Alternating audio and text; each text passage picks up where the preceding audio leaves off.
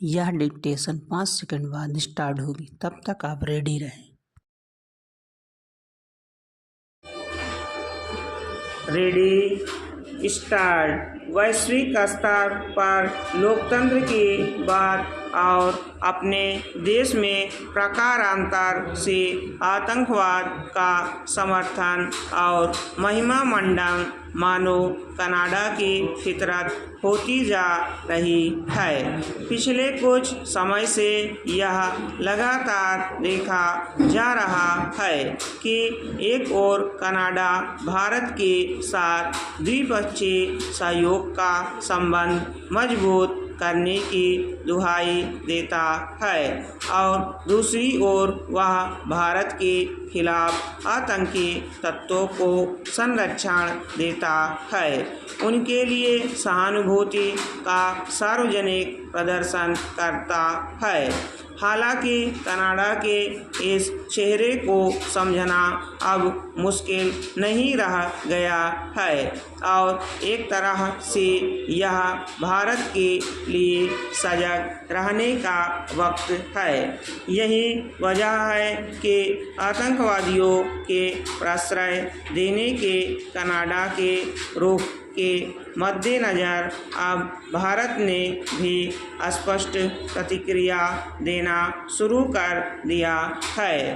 वर्ष 1985 के कनिष्क बम विस्फोट की 39वीं बरसी पर कनाडा में आतंकवाद का महिमा मंडन करने वाली गतिविधियों को निंदनीय करार देते हुए भारत ने साफ शब्दों में कहा कि यह दुर्भाग्यपूर्ण है कि ऐसे कार्रवाइयों को वहां इजाज़त दी जाती है, जबकि शांतिप्रिय देशों और लोगों की ओर से आतंकवादी गतिविधियों को निंदा की जानी चाहिए।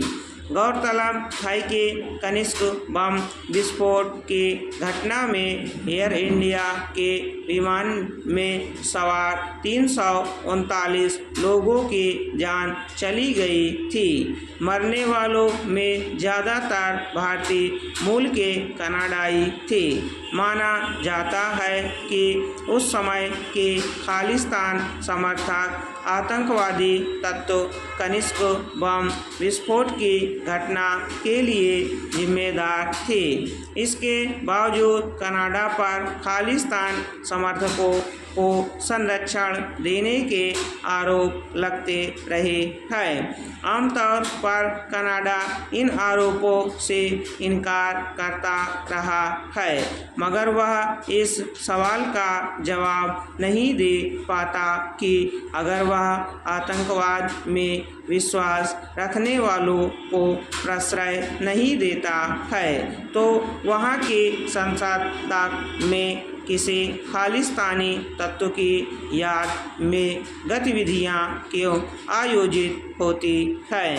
हाल ही में खालिस्तानी चरमपंथी हरदीप सिंह निज्जर की याद में कनाडा की संसद में 1 मिनट का मौन रखा गया था, जिसकी भारत ने तीखी आलोचना की थी। विचित्र यह है कि कनाडा की ओर से भारत के साथ कई मुद्दों पर साथ होने और आर्थिक राष्ट्रीय सुरक्षा पर चर्चा करने की दुहाई दी जाती है और साथ ही वहाँ के संसद में खालिस्तान समर्थकों की हिमायत में 1 मिनट का मौन रखा जाता है। सवाल है कि दूसरे देशों में लोकतंत्र की लड़ाई का पक्ष लेने के दावे के समानांतर कनाडा किस तर्क पर अपने देश में अलगाववादी